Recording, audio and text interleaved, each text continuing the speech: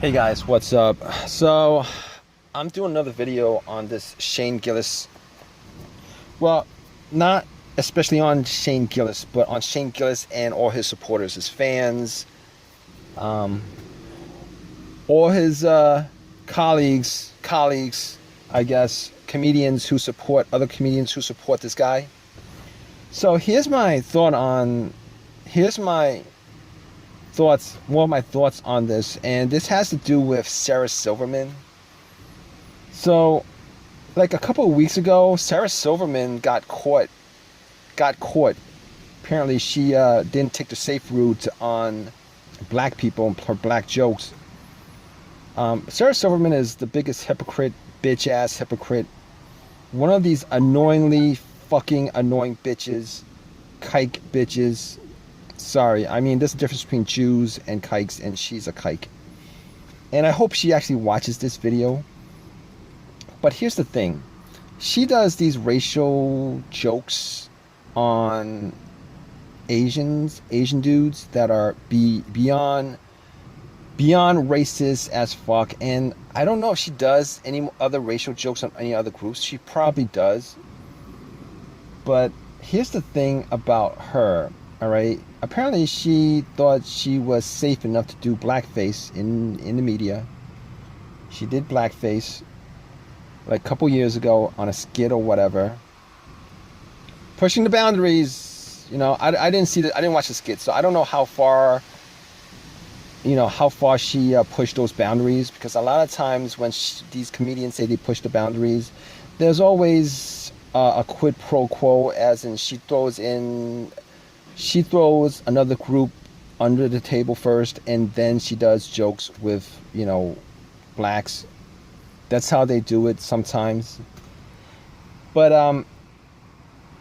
apparently she got caught on that, and she had to grovel and apologize to black people with her jokes, and she lost the part as a result of it. And she apologized because, if it got any bigger, if the story got any bigger, she would have had to apologize for a bunch of stuff and it would blow up.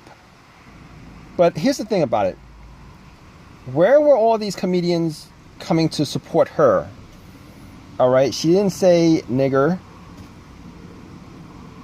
All right, she did blackface, which is pretty much the same thing as saying nigger, depending on how the skit works. I didn't see the skit. But apparently blackface is enough to get you fired for roles in Hollywood. All right? So basically this Jewish retard. She had to apologize for it. Where were all these comedians? Rob Schneider? Where was David Spade? Where was Galvin McGinnis? Where was a bunch of these comedians supporting her, saying, oh, this is an absolute travesty. All right. She deserves to have her say. She deserves to do material on black people. This is the PC squad coming after her. This is horrible. Where are all these videos supporting her? Right? Where are all these videos giving sympathy to her? Like all these videos I'm seeing giving sympathy to Shane Gillis. Where are all these videos with black conservatives saying, oh my God, Sarah Silverman deserves to do her material the way she wants it, any way she wants it, etc., etc. How dare they fire her from a project? How dare she needs to apologize? How dare, etc., etc., etc. Here comes the PC squad with the SJWs, etc., etc., etc. Nobody, not one person did a video supporting Sarah Silverman. Not one comedian put out a tweet saying, Sarah Silverman, I'm with you. You go and you use the nigger word anytime you want. You go and you use blackface anytime you want. It is a travesty that we can't do blackface. It is a travesty that we can't say the word nigger. It is a travesty that we can't say anything negative about blacks, etc. Where is Galvin McGinnis' video on Shane Gillis? Where is David on Sarah Silverman? Where is David Spade's video on on Sarah Silverman? Where is the support for her? So here's the thing about it, right? You're seeing where I'm going with this. So apparently there are protective groups in Hollywood and at this point society in general versus other groups. Apparently other groups, there are some groups that deserve more dignity than other groups, that deserve more sympathy than other groups, that deserve more consideration than other groups. All right? And this should not be the case. This should never, ever be the case. But over the last 20 years, this is the case. All right? I work in the industry. I know how it works. All right? I know these so-called comedians, entertainers who like to push the boundaries. They're not pushing the boundaries, all right? They define where the boundaries are, and they stay within the boundaries, all right? Okay, they're actually staying within the boundaries. It's a contradiction. It's a huge contradiction, all right? All these people who consider themselves to be, avant-garde, going against the paradigm, pushing the boundaries, they figure out where the boundaries are and they stay within the boundaries. Like, I could be safe getting away with racist jokes against Asians, Latinos, Muslims, gays, but Jews and blacks, I can't be safe getting away with those jokes. I know where the boundaries are. I'm going to stay within the boundaries, and I hope that this video blows up. Hoping all my videos blow up. Not because, I am requesting popularity for my channel, but because I'm telling the truth. And these people need a light shine on them, on their hypocrisy. All right? Pushing the boundaries in Hollywood means I know I won't be able to step across this boundary with Jews, with blacks, but everybody else, I'm going to go here and here. And you're defining where the boundaries are, and then you're staying within those boundaries. You're not pushing the boundaries. These are an absolute bunch of hypocrites. An absolute bunch of hypocrites. All right? I've at certain times tried to get that message across to a lot of these, I wouldn't say my coworkers, but a lot of these people that I know or have come across. Sometimes I can do it, sometimes I can't, depending on where they are on that totem pole.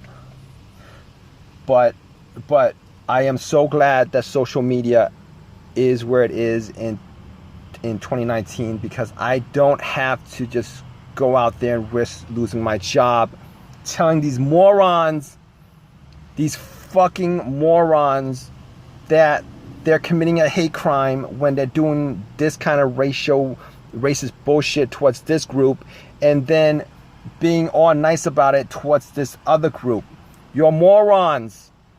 You're absolute fucking morons. You know this. You know this, but you still think you're just absolutely pushing the boundaries when you're actually staying confined within the boundaries where you know where you are safe at. All right? I don't enjoy my work if in that context. I don't enjoy my work with these people, because this industry is filled with hypocrites, assholes, know-it-alls, dumbass who can't think logically when they do this kind of shit.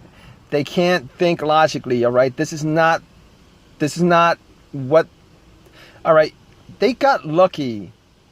These people got lucky because the road that they went down, there's a lot of dead careers on that road. Suicide, people committed suicide, people who died of overdoses, people who just didn't get the push and they got pushed out of the way. They're doing porn, prostitution, selling drugs, whatever it is that they need to get by, got fucked over by people on a higher up on the totem pole, etc., etc. All right, they're the rare people who actually made it because they got lucky. They were either Jewish, black, they knew somebody in this industry who gave them a push, etc., etc.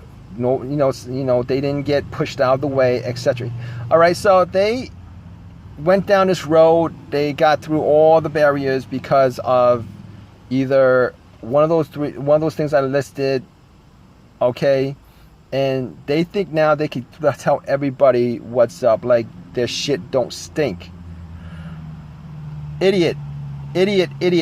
you got lucky, all right? You got lucky, but on top of that, don't be an absolute hypocrite, fucking retard without any kind of logic.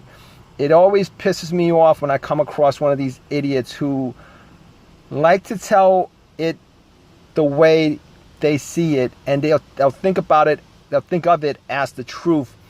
But then when you start correcting them, they'll look at you as if, you know, you're not making any sense, or they'll just be flipping about it. Like, you know, like they'll just flip it out of the way, like, oh, I'm going to do my material. And you're being a racist, moron. You're being selectively racist towards certain groups. Dave Chappelle. All these people. Yo, not cool. It's 2019. I hope that social media blows up more and more and more, and people, everybody who